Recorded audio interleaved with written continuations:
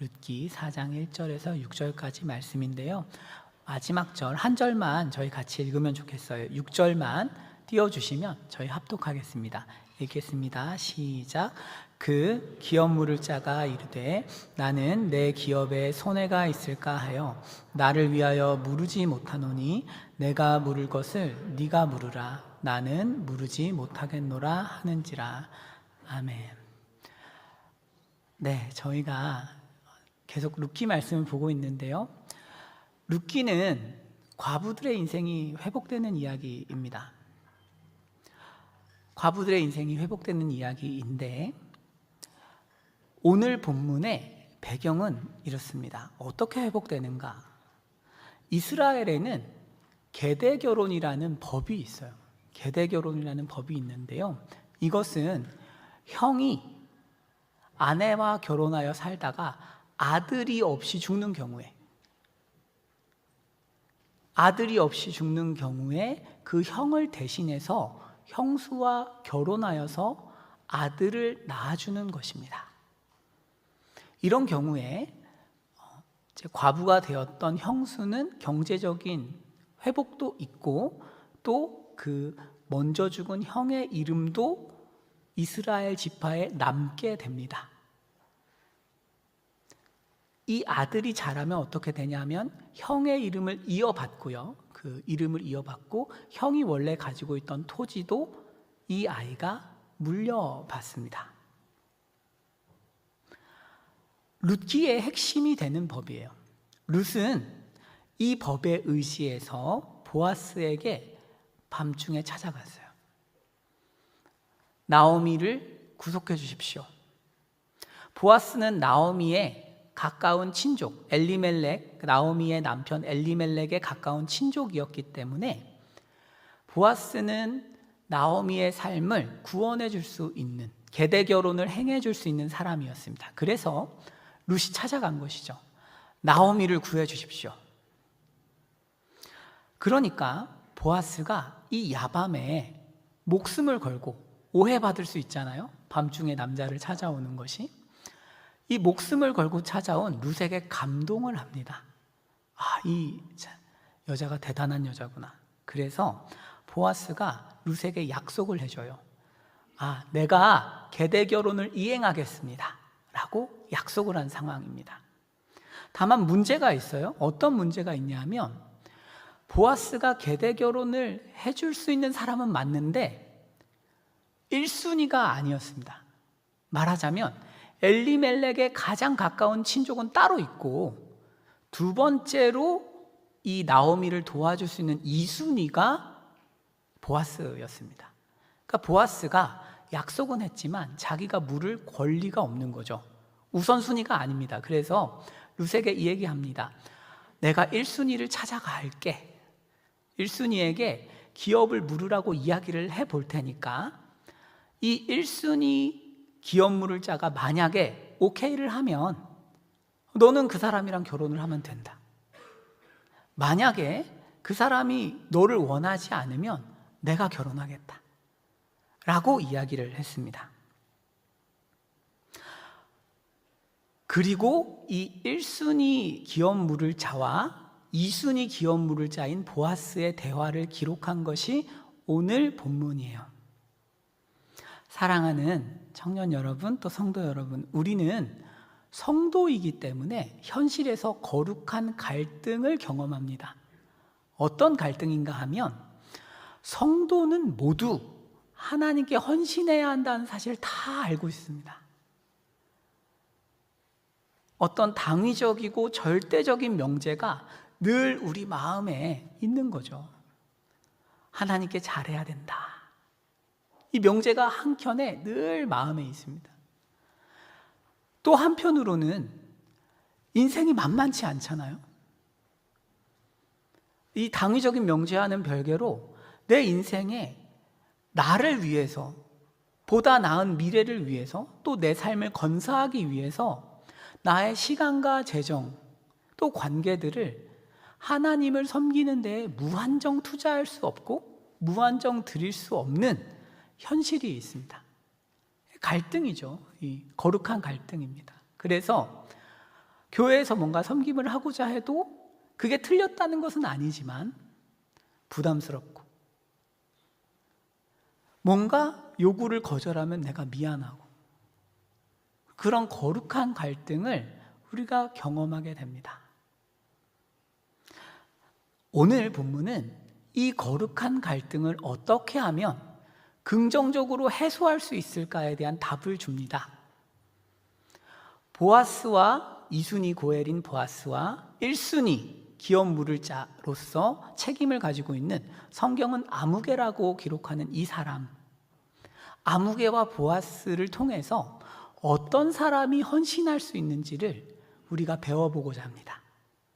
그리고 어떤 사람이 헌신하기가 불가능하고 어려운지도 살펴보려고 합니다. 1절입니다. 1절에 보아스가 성문으로 이렇게 올라갔어요. 올라가서 이제 앉았습니다.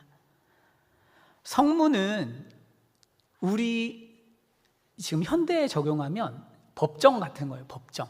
공적인 결정이 이루어지는 법정 같은 것입니다. 그래서 성문으로 올라가서 거기에 앉았어요. 기다린 거죠. 1순위 기업 물을 자의 책임을 가진 사람을 기다렸습니다. 마침 보아스가 말하던 기업 물을 자가 지나가고 있었어요. 그러니까 보아스가 그 사람을 부릅니다. 이리 와라, 아무개야, 이렇게 부르죠. 그러니까 그 아무개가 이리로 와서 앉은 것입니다. 성경은 아무개라고 표현하고 있어요. 모르겠어요. 보아스같이 경건한 사람이 과연 어떤 사람의 헤이 이렇게 불렀을 거라고는 조금 상상하기가 어려워요. 아무개라고 부르기가, 그렇죠? 멀쩡히 이름을 알 텐데. 실제로 보아스가 이 사람의 이름을 부르기 싫었을 수도 있고요. 이름을 불렀지만 성경을 기록하는 이 성경의 기자가 이 사람의 이름을 의도적으로 감춘 것일 수도 있습니다. 여하튼 중요한 것은 성경은 아무개라고 이름을 부름으로써 이 사람의 이름을 완전히 은닉하고 은폐해버리고 있어요. 그래서 보아스와 아무개를 선명하게 대조하고자 합니다. 그러면 이 두 사람은 어디에서 많은 차이가 날까요? 2절부터 한번 살펴보겠습니다. 보아스가 성읍 장로 10명을 이렇게 불렀어요. 여러분 10명이니까 장로님들 10명이면은 이 성을 대표하는 이제 사람들입니다. 이렇게 모았어요. 성문에서 보아스가 장로님을 막 부르는 거죠. 막 모시고, 제가 우리 이종윤 장로님 모시고 교회를 돌아다니면서 막 장로님들 막 모시고 있다고 생각해 보십시오. 그럼 여러분 어떤 생각하시겠어요? 뭐 재밌는 일 생겼나? 그래서 성문에서 장로님들을 막 모으고 있으니까 사람들이 다 모인 거예요. 다 모여서 이제 공적인 결정을 하는 것이죠. 그래서 장로님들을 모아놓고 여기 앉으십시오 한 다음에, 참 그런 것 같아요. 성경에 나오는 사람 말을 잘 듣죠. 앉으라고 하면 앉고, 그죠? 앉고. 그래서 이제 앉았습니다. 그래서 보아스가 말을 하는 거죠. 나오미가 우리 형제 엘리멜렉의 소유지를 팔려고 한다. 여러분, 지금 나오미는 우리가 알기로 팔 토지가 있습니까? 없습니까? 없어요. 그래서 이걸 이해를 조금 하시기에 편하시려면 이스라엘의 토지 제도를 이해하시는 것이 좋습니다. 이스라엘의 토지는 하나님께서 가나안을 정복한 이후에 각 지파별로 나눠줬어요. 우리로 치면 마을별로 이렇게 땅을 나눠준 것입니다. 그런 다음에 그 마을에 소속된 그 가구 주들에게, 세대 주들에게 적절한 토지를 다 배분을 해줬어요. 그런데 시간이 흐르다 보면 어떻게 돼요? 어떤 사람은 열심히 일을 하고 어떤 사람은 도박도 하고 뭐 이럴 거 아니에요. 이스라엘이라는 이 나라도 죄성이 있으니까 어떤 집은 잘 되고 어떤 집은 잘 안 됩니다. 그런 가운데 토지를 팔아야 하는 상황이 발생할 수 있지 않습니까? 그런데 이스라엘은 토지를 판다는 개념이 없습니다. 영구적으로 토지의 소유권을 팔 수 없어요. 그럼 뭘 팔 수 있는가 하면 경작권을 팔 수 있습니다. 경작권이에요. 혹시 PPT가 넘겨주시면은 그 설명이 있거든요. 네, 그죠? 경작권을 거래할 수 있어요. 경작권도 무제한으로 경작권을 넘길 수 있는 것이 아니고 50년마다 한 번 돌아오는 희년에는 주인에게 다 돌려줘야 돼요. 예를 들면 이런 거죠. 저희 집이 있고 또 예를 들면 우리 노성진 목사님이 계신다고 해봅시다. 제가 어느 날 도박으로 다 가산을 탕진한 거예요. 그래서 노성진 목사님한테 땅을 판 것입니다. 경작권을. 그러면 이 땅을 제가 되찾으려면 두 가지 방법이 있어요. 하나는 희년이 올 때까지 기다리는 거예요. 50년이라는 기한이 다 차가지고 희년이 딱 오면 노성진 목사님이 돌려줘야 됩니다. 이스라엘 법이에요. 근데 희년 이전에 제가 돌려받고 싶으면 저랑 가까운 친족, 예를 들면 이제 김진규 목사님께 부탁을 해가지고 내 경작권을 다시 사달라고 이야기할 수 있어요. 그래서 경작권을 찾아올 수 있습니다. 지금 엘리멜렉 같은 경우, 나오미 같은 경우는 엘리멜렉이 이주를 하면서 경작권을 팔고 갔겠죠. 경작권을 팔고 갔는데 돌아와서 그 경작권을 다시 회복할 수가 없는 상황인 거죠. 그것을 다시 회복하는 것을 판다라는 단어로 표현하고 있습니다. 이런 거죠. 말하자면 나오미가 자신의 밭에 경작권을 회복하고 싶어 하는데 이 경작권을 당신이 사주시오, 이런 뜻입니다. 다시 한번 성경 보여주실까요? 2절부터 4절까지. 그래서 내가 여기 앉은 이들과 내 백성의 장로들 앞에서 뭐 하는 거예요? 그것을 사라고 너에게 말하려고 부른 것이다. 나오미가 이렇게 삶이 힘든데 좀 사줘라, 이런 거죠. 4절은 히브리어로 읽으면 직접 명령문이 2번 나옵니다. 압박해요. 사라, 물으라, 이렇게 돼 있어요. 네, PPT를 넘겨주시면 이렇게 돼 있죠. 그것을 사라, 내가 만일 물으려면 물으라, 이렇게 돼 있는 거예요. 어떤 거예요? 압박하는 거죠. 왜 이럴까요? 아무개 입장에서는 지금까지 행동을 안 했기 때문입니다. 베들레헴은 큰 도시가 아닙니다. 아마도 제가 이해하기에는 성북구 정도도 안 될 거예요. 정말 작은 동네입니다. 종암동 정도 되려나 싶은데 거기에 인구도 많지 않습니다. 그곳에 나오미와 룻이 가산을 다 허비한 채로 다시 동네로 돌아왔다고 생각을 해봅시다. 하루 종일 그 얘기만 하지 않겠어요? 베들레헴 사람들이. 그러면 이 기업을 물을 사람은 이 아무개는 자기도 압니다. 아, 내가 이 사람들을 구원해 줘야 하는 책임이 있구나. 이미 알아요. 말하지 않아도 이미 이 동네에서 그것을 모르는 사람이 없어요. 그런데 아무개가 어떤 사람이에요? 가만히 있었던 것입니다. 가만히. 왜 그럴까요? 아무개에게 이것은 굉장히 큰 기회예요. 만약에 엘리멜렉이 자손을 남기지 않고 갔는데 나오미까지 죽으면 그 토지는 희년이 되면 1순위 친족에게 돌아가게 됩니다. 아무개 거예요. 여러분, 가만히 한 20년 지내는데 가만히 있으면 서울에 아파트가 한 채 생긴다고 생각해 보십시오. 아무개가 가만히 있는 것입니다. 그래서 나쁜 사람이라서가 아니라 가만히 있고 싶은 거죠. 그런데 갑자기 보아스가 이렇게 불러가지고 살아, 이렇게 이야기하는 상황입니다. 자, 그러니까 이 사람은 뭐라고 대답할까요? 4절에 이렇게 되어 있습니다.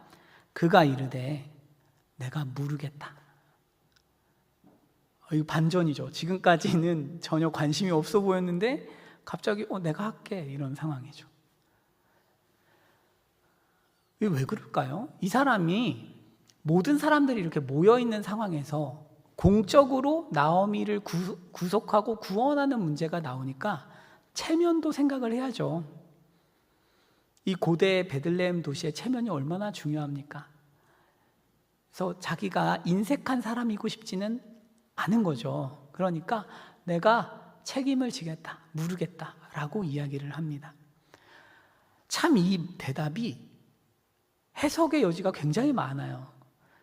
한번 4절 다시 한 번만 보여주시면 이 문장에는 목적어가 없습니다. 그렇죠? 하나님의 율법은 어디서부터 어디를 정확하게 구원해야 된다고 말씀하고 있지는 않습니다. 무슨 얘기냐 하면 계대 결혼을 규정하는 성경은 형의 아내를 구원하라고 기록되어 있어요.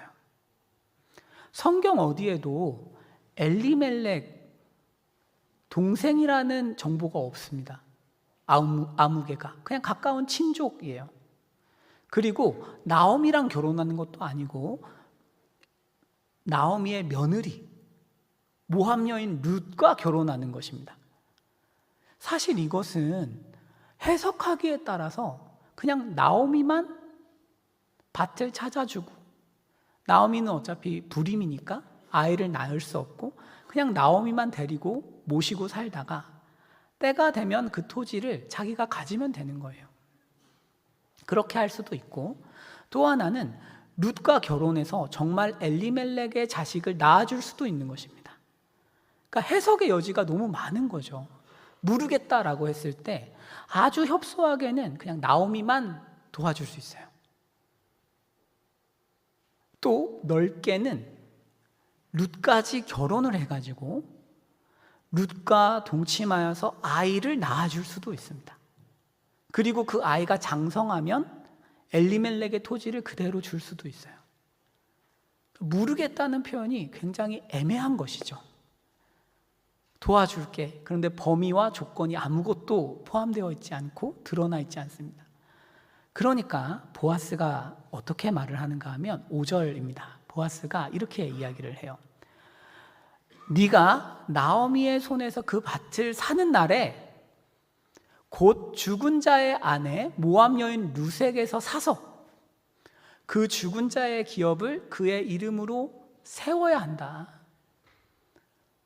다 사람 모아놓고 보아스가 지금 물으는 거는 모압 여인 룻하고 결혼을 해서 아이를 낳아서 엘리멜렉의 이름을 이어주는 것이 물으는 것이다. 이렇게 구체적으로 설명을 해줍니다. 보아스의 말이 맞죠. 왜냐하면 형수를 데리고 사는 이유는 단순히 경제적인 구원을 위해서가 아닙니다. 형의 문제예요. 형의 이름이 사라지는 것을 안타깝게 여겨서 그 형이 사라지지 않도록 도와주는 것이거든요. 그런 의미에서 만약에 율법이 직접적으로 말하고 있지 않다고 하더라도 이 아무개가 나오미만 봉양하는 식의 기업 물음을 한다면 의미가 없는 것입니다. 엘리멜렉의 후손이 이어지지 못하기 때문이죠. 보아스가 이런 오해를 바로잡는 거죠. 앞에서 당신이 기업을 물은다고 한다는 것은 룻과 결혼을 해서 자손을 낳아서 기업을 이어주는 것이다. 엘리멜렉의 이름이 사라지지 않게 만드는 것입니다. 라고 아주 선명하고 구체적으로 드러내 준 거예요. 자, 이러니까 아무개가 복잡해지죠. 아무개가 뭐라고 대답을 할까요? 5절입니다. 아무개가 이렇게 대답해요. 그 기업 물을 자가 이르되 나는 내 기업에 손해가 있을까 하여. 사실 히브리 원어를 조금 더 뉘앙스를 살려서 번역을 하면 망할까 하여 이런 뜻이에요. 망할까 하여 나 못하겠다. 이런 거죠. 아무개 입장에서는 아니 나오미 한 사람이 오는 것도 아니고 룻이 와서 자식을 낳아요. 그러면 최소 3명을 봉양을 해야죠. 이 사람들 다 키워가지고 뭐 하는 거예요? 또 그 땅도 다 줘야 돼. 다시 이 새로 나온 아들한테 다 줘야 돼. 그리고 이 아들은 내 아들도 아니야. 엘리멜렉 아들이에요. 그러니까 남는 게 없는 장사예요. 여러분 제 생각에는 여러분 형제님들 한번 생각해 보십시오. 지금 이 상황에서 룻이 굉장히 매력적인, 외형적으로 매력적인 여자였을까요? 전 아닌 것 같아요. 그랬다면 아무개가 이렇게 행동할 수 없어요. 결혼하고자 했겠죠. 여러분 한번 생각해 보십시오. 가만히 있는데 내가 원하지도 않는 여자, 심지어 노인이 있어. 여러분 집에 노인이 있으면 얼마나 많은 에너지가 듭니까? 그리고 애를 낳아서 심지어 돈을 다 들여서 찾아준 다음에 다시 그 돈을 줘야 돼요. 아파트 한 채를 샀다가 그 아파트 값을 다시 자식한테 줘야 됩니다. 내 자식들 얼마나 손해입니까? 가만히 있다가 내가 원하는 것도 아닌데. 그러니까 이 아무개가 못하겠다는 것입니다. 못합니다. 심지어 여러분 모압 여인이라는 조건이 붙잖아요. 그러면 이스라엘 역사 중에 모압 여인을 구속하거나 구원한 역사가 없습니다. 모압 여인 하나를 구하겠다고 자신의 산업을 버리고 내 자식들한테 피해를 주면서 돕는 경우는 없어요. 그러니까 못하겠다 이런 거죠. 나 못한다. 아무개가 이렇게 이야기를 합니다. 여러분, 그런데 사실 이 조건은 보아스도 똑같습니다. 그렇죠? 제가 룻기를 대학에서도, 그러니까 석사 과정을 하면서 룻기만 배웠어요. 한 학기를. 그리고 그것뿐만이 아니라 제 나름대로 뭐 주석서도 보고 가르치는 걸 한 3-4번 했고, 제자 훈련하면 다 룻기 봐요, 저희. 근데 하면서 몰랐던 걸 이번에 강해 설교하면서 배웠어요. 뭐냐면 저는 보아스가 경건한 사람이고 아무개는 세속적인 사람이다, 이 정도로 이해를 하고 있었는데, 이번에 제가 강해 설교하면서 보니까 보아스도 움직이지 않았어요. 보아스도 자기가 이순인 걸 알고 있었습니다. 그런데 움직이지 않았어요. 사실은 보아스도 아무개와 비슷한 것입니다. 이 문제에 있어서만큼은 보아스나 아무개나 비슷한 사람인 거예요. 그런데 전혀 다른 선택과 전혀 다른 순종을 합니다. 이유가 뭘까요? 보아스는 알고 아무개는 모르는 것이 있기 때문이죠. 보아스는 무엇을 압니까? 룻의 가치를 알죠. 보아스는 룻이 얼마나 경건하고 얼마나 시어머니를 사랑하고 이스라엘 백성 중에서 절대 구할 수 없는, 상상조차 하기 힘든 믿음을 가진 사람이라는 것을 들어서 알고 봐서 합니다. 보아스 입장에서는 룻과 결혼하는 것이 합리적인 선택인 거예요. 아까운 선택이 아닙니다. 돈이 얼마가 들더라도 보아스 입장에서 룻은 그만한 가치가 있는 것입니다. 온 세상이 몰라요.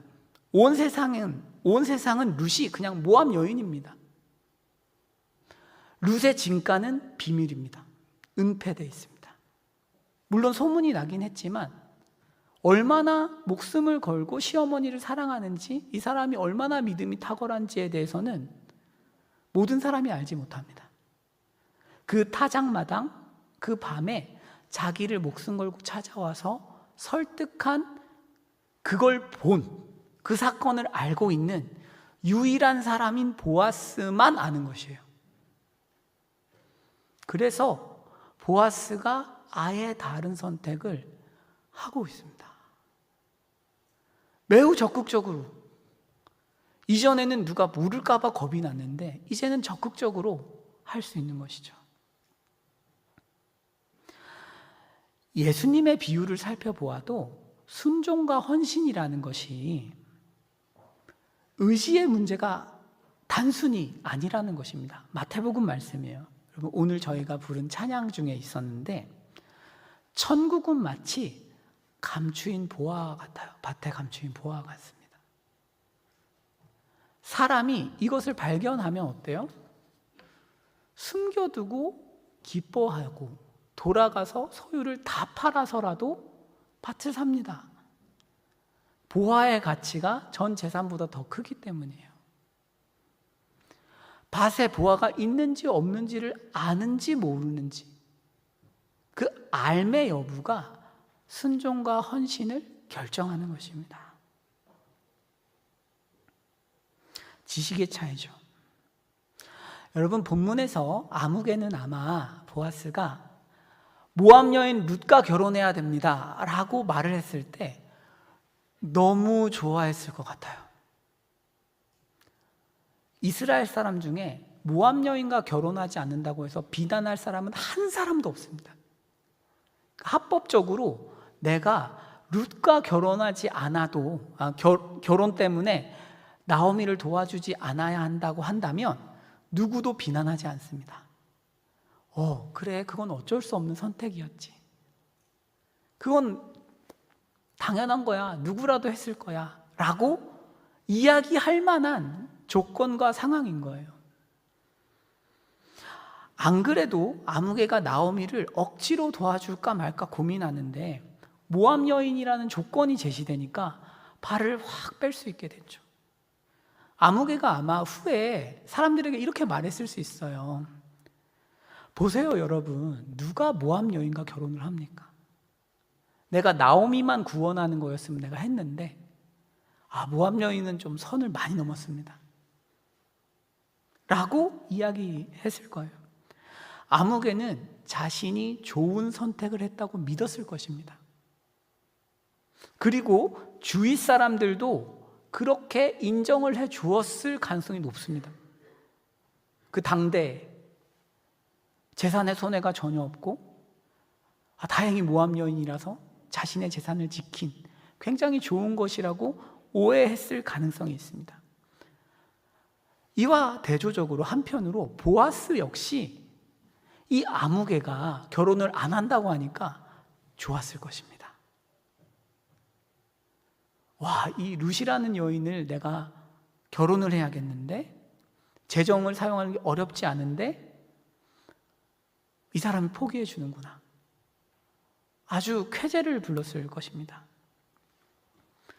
룻의 가치를 모르는 아무개에게는 이 결정이 참 비합리적이고 이해할 수 없는 것이었겠지만 보아스가 룻과 결혼하는 것은 무슨 대단한 믿음을 쓸 필요가 없는 합리적이고 상식적인 결정이었습니다. 사랑하는 성도 여러분, 우리가 하나님 앞에서 예수의 가치를 모르면 아무개처럼 할 수밖에 없습니다. 왜 내가 하나님과 이웃을 섬기는 것, 교회를 섬기는 것이 그렇게 시간이 아깝고 재정이 아깝고 에너지가 아까운가? 가치의 문제입니다. 말씀을 배우기 위해서 시간을 내십시오. 왜 부담스러울까요?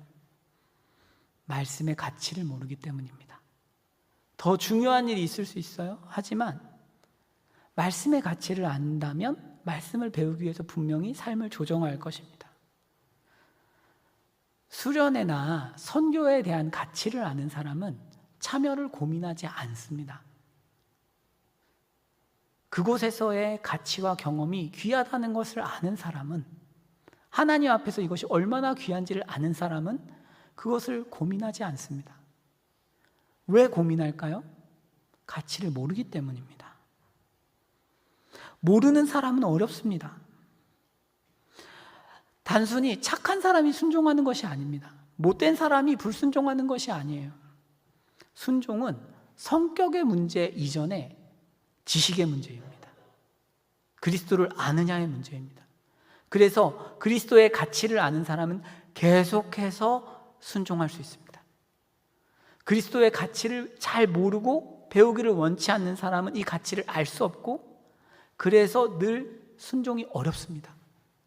영적인 빈익빈 부익부 현상이 우리에게 일어나는 이유죠. 여러분, 그렇다면 하나님의 사랑은 무엇입니까? 보아스가 룻을 위해 희생하는 것은 베들레헴에서 아마도 대단한 스캔들이었을 것 같아요.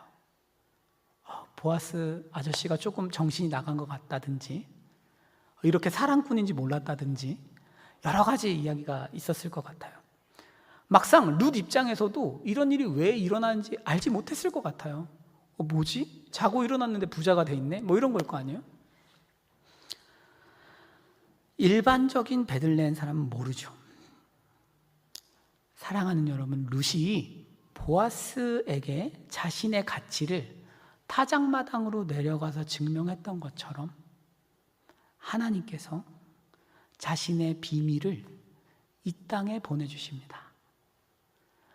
하나님의 비밀을 알아야 되는데 이 비밀이 뭘까요? 그리스도의 성육신이죠. 예수 그리스도께서 우리를 사랑하셔서 이 땅에 내려오신 그 사건이죠. 룻은 목숨을 걸고 갔지만 하나님의 아들께서는 죽기 위해 오셨습니다. 골로새서 1장 26절입니다. 비밀입니다. 이 비밀, 그리스도께서 우리를 위하여 참 하나님이심에도 불구하고 참 하나님이시자 참 인간이 되셔서 성육신하셔서 이 땅에 오셔서 우리를 위해서 대신 십자가에 죽으시는 사건, 비밀입니다. 이 비밀을 드디어 드러낸 것이 십자가입니다. 하나님이 그들로 하여금 이 비밀의 영광이 이방인 가운데 얼마나 풍성한지를 알게 하려 하심이라. 이 비밀은 너희 안에 계신 그리스도다. 그죠? 영광의 소망이다. 여러분, 예수님이 우리의 비밀이에요. 하나님께서는 밭을 사는 수준으로 우리를 사랑하신 것이 아닙니다. 마태복음 13장의 그 밭의 비유를 들으면 늘 부담이 있잖아요. 나 전 재산 팔아야 되나? 그런데 사실은 이 비유의 주인공은 하나님이십니다. 우리는 우리의 가치를 잘 몰라요. 우리는 자기를 괴롭힙니다. 세상의 사랑이 너무나 조건적이고 내가 봐도 내가 볼품없고 별 볼 일 없기 때문에 자신의 가치에 대한 확신을 가지기가 어렵습니다. 자신을 괴롭히는 것은 언제나 사실은 자기 자신이거든요. 저는 한 위대한 목회자의 인터뷰를 기억하고 있는데요. 존 파이퍼 목사님에게 어떤 기자가 가서 물었다 그래요. 목사님, 당신을 가장 괴롭히는 것이 무엇입니까? 한참을 생각하시다가 나 자신이라고 대답하셨다 그래요. 인간은 자기가 자신을 제일 많이 괴롭힙니다. 스스로의 가치를 가장 많이 공격합니다. 우리는 우리 가치를 모릅니다. 그런데 하나님 보시기엔 이런 것입니다. 마치 우리가 밭에 감추인 보화와 같아서 하나님의 아들을 아끼지 않고 내어주셔도 우리가 더 가치 있다는 것입니다. 그것이 하나님의 비밀이에요. 너 얼마나 소중한 줄 알아? 아들을 아끼지 않고 줄 정도로 넌 소중해. 이것이 비밀입니다. 이게 하나님이 우리에게 계시하신 큰 비밀이에요. 이 십자가의 사랑을 모르는 사람은 아무개처럼 살다 가는 것입니다. 십자가의 사랑을 모르기 때문에 아무개처럼 기회만 있으면 순종하지 않으려고 하는 것입니다. 십자가를 조롱하고 하나님 섬기는 것이 늘 아까운 것입니다. 그런데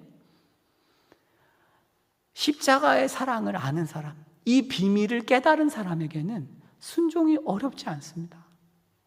십자가가 전부가 되고 하나님을 향해 모든 것을 드리는 것이 아깝지 않게 됩니다. 복음은 이 사랑을 계시한 소식입니다. 이 비밀을 온 세계에 드러내는 소식이에요. 이 비밀을 아는 사람, 이 비밀을 깨달아가는 사람은 아무개 같은 인생에서 보아스와 같은 인생으로 걸어가게 되는 것입니다. 결론입니다. 여러분, 오늘 우리는 아무개와 보아스 사이에 갈등하고 있습니다. 저도 마찬가지입니다. 다 갈등하고 있어요.